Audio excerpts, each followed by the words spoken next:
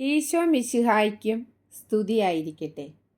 നമ്മുടെ ഭവനത്തിനും കുടുംബാംഗങ്ങൾക്കും സംരക്ഷണം നൽകുന്നതിനുള്ള വളരെ ശക്തവും അതിലുപരി ലളിതവുമായ ഒരു സംരക്ഷണ പ്രാർത്ഥന.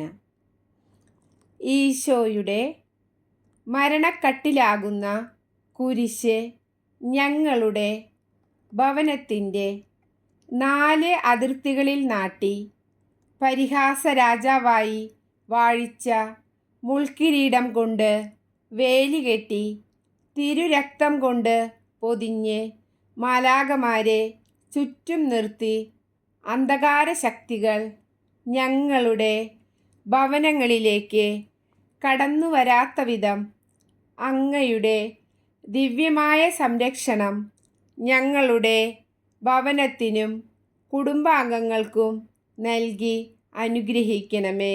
ആമേൻ.